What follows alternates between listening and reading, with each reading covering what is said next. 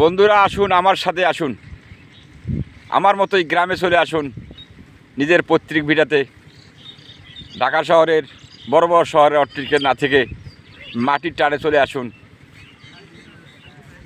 এই শস্য শ্যামলা সবুজ গ্রাম, ধানের মাঠ, ধান কাটা, পাকা ধানের মুহুমুহু গন্ধ আপনাকেও আকৃষ্ট করবে। আপনি ভালো থাকবেন, সুস্থ থাকবেন। ছেলে সন্তানদের তাদেরকে রেখে চলে আসুন।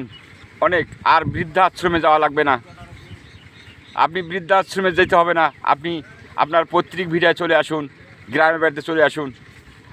তারাই আপনার আপনজন, তারাই আপনাকে আদর দেবে, ভালোবাসা দেবে।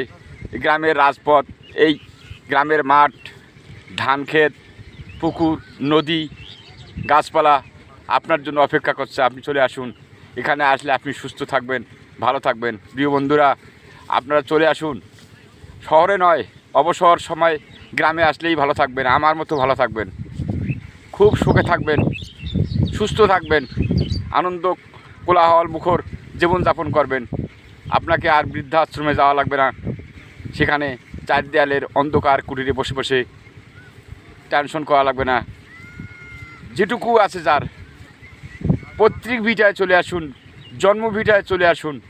এখানেই আপনি সুখে থাকবেন, এখানে আপনি ভালো থাকবেন, আর কোথাও ভালো থাকতে পারবেন না। বন্ধুরা, আপনারা আর নয় বৃদ্ধাশ্রম, চলে আসুন নিজের জন্মভূমির গ্রামের মাটিতে। যদি আপনি গ্রামে জন্মে থাকেন, এখানেই আপনার শেষ আশ্রয়স্থল, এখানে আপনার কবর হবে। আপনি এখানেই আপনার মা বাবার সঙ্গে থাকতে পারবেন, কবরে শুয়ে থাকতে পারবেন অনেক দিন।